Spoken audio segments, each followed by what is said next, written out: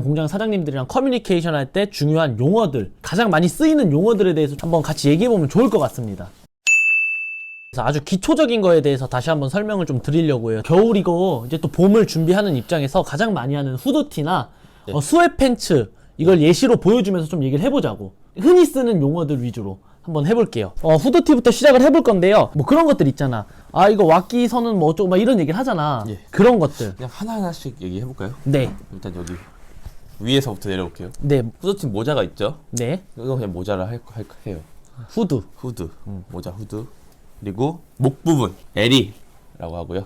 어떤 식으로 보통 많이 사용하죠? 뭐 예를 들면은 봉제 어떻게 하냐. 에리 봉제 어떤 식으로 해? 뭐 이런 식으로. 에리 봉제 어떤 식으로 하냐 하면 지금 이거 같은 경우에는 한 줄 스티치로 되어 있죠. 지금 이거 같은 경우에는, 이 옷 같은 경우에는 이제 사장님들이 야, 이 에리는 한 줄 스티치로 치는 거야? 이렇게 뭐 물어보는 거죠. 그렇죠. 그리고 뭐 뒤에는 에리, 뒤에는 이렇게 헤리 테이프 마감해 주세요. 뭐 원하지 않으면 빼달라고 하고요. 보여주면서. 그런 식으로. 후드티 같은 경우에는 헤리 테이프 안 되고 쭉 삼봉으로 두를 수도 있어요. 그런 거. 그다음 바로 옆에 어깨 있죠. 어깨 가다선. 네. 어깨 지금 이거 같은 경우에는 삼봉으로 되어 있어요. 후드티 같은 경우에는 어깨에 흔히 삼봉을 넣기도 하고 오버로 처리도 하기도 하지만 삼봉을 보통 하는 이유는 뭔가요? 일단 가장 1차원적인 걸로는 좀 견고하다고 할 수 있고요. 견고한 이유는 바늘 침수가 3개로 들어가요. 네. 삼봉. 그래서 실 엮이는 게 3개의 실로 엮인다고 생각해 주시면 될 것 같아요. 바늘이 3개로 때려버리니까 쉽게 얘기하면은 조금 더 견고하다. 튼튼하다.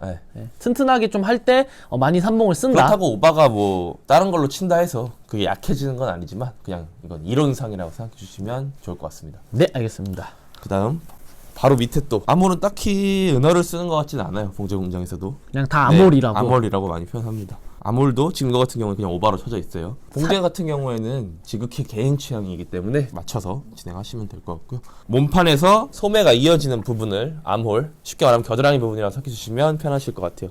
그리고 이 소매에 따라서 쭉 내려오다 보면은 커프스를 일본식 발음으로 하다 보니까 카우스가 된 것 같아요. 소매 부분. 그러면 이 소매를 봉제 공장 사장님들께서는 야, 카우스 봉제 어떻게 할 거야? 이렇게 물어보면 이 부분을 얘기한다. 네, 여기 이어지는 부분. 이 부분을 얘기한다. 이 부분. 여기도 여기 이거 같은 경우에는 오바로 쳐져 있어요. 그래서 보통 뭐 요쪽도 오바로 하거나 아니면 삼봉도 많이 하잖아. 그렇죠. 이것도 말 그대로 뭐 그냥 취향 차이다 라고 봐주면 되겠죠? 네. 지금까지 말한 거는 다이바로 상의는 거의 똑같다고 생각해 주시면 돼요. 반팔티도 마찬가지고 긴 팔티도 마찬가지고 맨투맨도 다 같다고 생각해 주시면 되고, 지금 이거는 후드티니까 여기 주머니, 캥거루 주머니라고 해요. 후드티에 가장 일반적으로 달리는 이 주머니를 공장에서는 캥거루 주머니라고 하고요. 스킵하고 밑으로 내려오면은 밑단은 딱히 은어가 없는 것 같습니다. 지금 이 밑단 같은 경우에는 삼봉으로 봉제가 되어 있습니다. 요것도 이 후드 이 부분을 모자 끈 부분을 넣을 때 이런 식으로 아일렛 처리를 한다거나 아니면 이제 나나인치 많이 하잖아. 그렇죠. 이런 거를 할 때는 아일렛을 친다. 그렇죠. 이렇게 금속 소재의 부자재를 낄 때는 아일렛이라고 하고요. 이렇게 일자 단축구멍 같이 생긴 거를 나나인치라고 해요. 요거 같은 경우에는 봉제 공장에서 핸들링을 해줄 때도 있고 아니면 직접 핸들링을 하셔야 될 때도 있는데, 아일렛 같은 경우에는 보통 시중에 가장 많이 쓰이는 거는 1호, 3호, 5호, 9호가 있습니다. 지금 요거 같은 경우는 9호예요. 9호. 요즘 가장 많이 쓰이는 사이즈 같아요. 근데 요것도 취향이기 때문에 디자이너의 취향. 그 다음 이게 5호. 그 다음 이것보다 하나 작은 3호가 있어요. 그게 시중에서 가장 많이 쓰이는, 원래는 1호부터 1, 2, 3, 4, 5, 6, 7, 8, 9 있는데 그 중간중간에 있는 사이즈는 사실 사이즈가 애매해서 가장 많이 쓰이는 건 다시 3호, 5호, 9호. 그리고 숫자가 높을수록 구멍이 크다. 그렇죠. 네. 미리수도 다르고요. 그래서 저희가 개인적으로 추천드리는 호수는 그냥 9호가 가장 그런 것 같아요. 편하고 봉제 공장에서도 작업하기 편하다. 이거는 저희 뭐 제로투원이나 팩토리니콘 개인 취향인데, 아일렛을 뚫을 때는 동그란 끈이 가장 잘 어울리는 것 같고요. 우동끈. 속심끈, 이제 우동끈이라고 많이 말하죠. 그리고 나나인치 뚫을 때는 납작끈, 이게 가장 어울리는 것 같아요. 왜냐면은 아일렛 뚫었을 때 이렇게 납작끈을 껴버리면 좀 비어 보여요. 아쉽다 뭔가. 좀 그런 느낌이죠. 이거 취향인데. 그냥. 아일렛을 꼈을 때는 좀 우동끈도 한번 생각해봐라 라고 생각해 주시면 좋을 것 같습니다. 그리고 나나인치도 보통 뚫어달라 하면 가장 기본적인 사이즈로 뚫어 주실 텐데, 요것도 미리수를 조정을 할 수가 있어요. 크기 같은 걸. 잘 모르겠으면요 그냥 봉제 공장에 맡기시면 되게 유두리껏 기본적으로 사용하시는 걸로 많이들 해줍니다. 그래서 너무 걱정하실 필요는 없을 거고요. 그 다음에 또 많이 하는 얘기 또 있잖아요. 이런 옆 라인들. 허리 옆선을 이제 왁기라고 합니다. 왁기선 이 부분. 그러니까 말 그대로 왁기라는 게 그냥 옆에라는 뜻인 것 같아. 그렇죠. 맞죠? 바지 같은 것도 그럼 요런데 요런 것도 맞아요. 왁기. 네, 왁기라고 해요. 맞죠? 그러니까 옆선의 일본 말인 것 같더라고요. 는 언제 많이 쓰이냐면은 네. 케어라벨은 보통 무조건 허리 왼쪽 안쪽에 다는데 공제공장 사장님 컨택하시다 보면은 오래 하신 분들이면은 케어라벨이라고 하면 못 알아들으시는 경우도 생겨요. 그럴 때 왁기 라벨이라고 하면은 아마 바로 알아들으실 거라고 생각이 들고요. 결국에는 왁기 네. 라벨은 옆에 붙어있는 라벨이라고 그렇죠. 해서 왁기 라벨이다 네. 생각해 주시면 될 것 같고요. 그러니까 사실 이 정도만 알아도 어느 정도 얘기하고 소통하는데 크게 문제는 없다.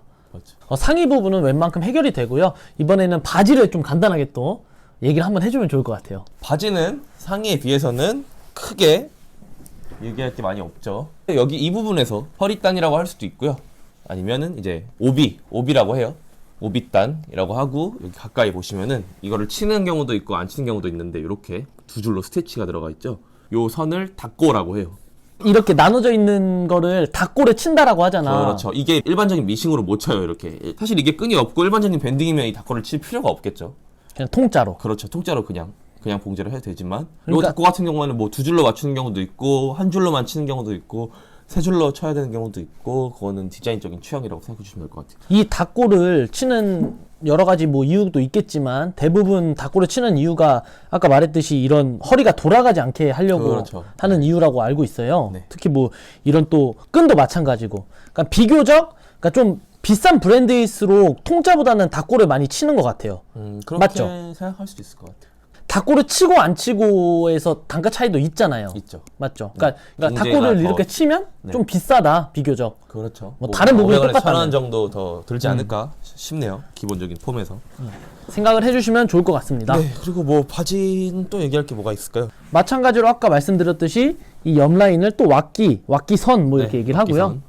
그다음에 바지 같은 경우에는 뭐 가끔씩 뭐 삥줄 같은 거 아, 이렇게 삥줄. 줄을 때가 있죠. 삥줄이라고 하는 거는 다른 컬러의 배색이나 아니면 같은 컬러도 상관없겠지만 원단을 쭉 덧대가지고 봉제선에다가 하나의 선을 만들어주는 작업이라고 생각해 주시면 될 것 같아요. 삥줄 혹시 다른 말로 아시나요? 몰라요. 저도 몰라요. 삥줄이라고 항상 해. 네. 그 흔히들 잠옷에 보면은 라인 따라서 뭔가 줄 하나가 있는 거 볼 거예요. 그게 삥줄이라고 이렇게 보시면 말아져 될것 있는 같아요. 것처럼 그거는 봉제선이 있는 부분에만 작업을 할 수 있어요.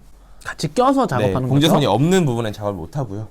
여기 있는 부분에만 작업 가능하다. 그래서 예를 들어 어느 부분에 삥줄을 두고 싶다라고 하면은 패턴을 뜰 때부터 거기 봉제 라인이 있어야 됩니다. 근데 만약에 이 앞줄에 삥줄을 주고 싶다 그러면 이 절개해서 사용할 수도 있는 거죠. 판을 나눠야 되는 거예요. 이렇게 예를 들어 이 가운데에 삥줄을 주고 싶다라고 하면은 한 판 두 판으로 나눠져 봉제선이 나눠져 있어야지 삥줄 작업을 할 수 있다라고 생각해 주시면 될 것 같고 미디 했고 왁기 했고 뭐 바지 같은 경우는 크게 얘기할 게 없는 것 같아요. 맨 마지막으로 밑단 이것도 똑같이 밑단이라고 부릅니다. 바지 밑단. 그 다음에 꿀팁은 아니고 하나 또 정보는 요새 흔히들 막 키드밀리나 요새는 아니지 조금 지나긴 했는데 딘이나 키드밀리 좀 뭔가 힙합 아티스트들이 입을 때 좀 옷을 되게 좀 쉽게 이해하기 쉽게 거지처럼 입는 거 되게 크고 뭔가 이렇게 찢어져 있고 그래서 그런 그런지 룩이라고 하는데 그런 룩을 연출할 때 많이 사용하는 기법에 대해서 말씀드릴게요. 쉽게 얘기하면은 그냥 봉제를 안 한다고 생각해 주시면 될 것 같아요. 이렇게 패턴대로 들어볼게. 재단을 했을 때 밑단 부분은 자연스럽게 풀리도록. 그래서 이런 식으로 뭔가 봉제를 말아서 하지 않거나 그대로 놔둔 상태 이런 부분들을 댔기라고 하죠. 예. 사실 이 봉제는 지금까지 말씀 잘 안 드렸던 부분인데 여기 보시면 이거 같은 경우에는 일반적인 삼봉이나 아니면 오바로크랑 좀 다른 걸 보일 수 있을 거예요. 그래서 이 봉제 같은 경우에는 가이루빠라고 하는데 가이루빠 봉제의 장점과 특징을 한번 좀 설명을 해주세요. 뭐 장점은 삼봉이랑 똑같고요. 특징은 그냥 디자인적인 부분이에요. 봉제 선이 밖으로 나오게 할 수 있게끔. MMLG가 거의 대부분 다 가이루바로 뺀다고 생각해 주시면 좋을 것 같아요. 일반적으로 그래서 삼봉으로 칠 때는 이렇게 두 줄이나 이렇게 탁탁탁탁탁 그렇죠. 그 기찻길 마냥 나오는데 네. 이 가이루바를 칠 때는 이렇게 막 이렇게 꼬여 있는 봉제 라인이 겉에서 보일 수 있도록 만들어서 뭐 맨투맨이나 뭐 후드 이런 것들 좀 뭔가 배색으로 넣는 경우도 많더라고요. 그래서 그런 경우들, 그러니까 특히 디자인적으로 많이 사용을 한다라는 거를 참고해 주시면 좋을 것 같아요. 그래서 오늘 좀 전반적으로 정리를 하자면 이 옆라인을 왁기라고 하고 뭐 이런 소매 이런 부분들은 카우스. 네, 알겠습니다. 카우스. 그다음에 이제 뭐 봉제 용어에서는 특히 가장 많이 사용하는 게 오바는 오바로크를 말하는 거고요. 맞죠? 네.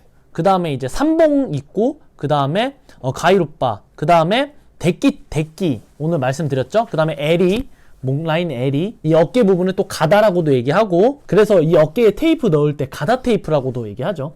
목 뒷부분, 목 늘어남 방지하기 위해서 뭐 헤리 테이프 이런 부분이 또 있습니다. 그다음에 사실 더 많아요. 뭐 이제 체인을 한다 뭐 이런 부분도 있고요. 이런 부분들은 저희가 하나하나 이제 제품들을 또 구매도 해보면서 좀 리뷰를 해보면서 진행을 하면 좋을 것 같습니다. 네, 오늘 여기까지 수고하셨습니다.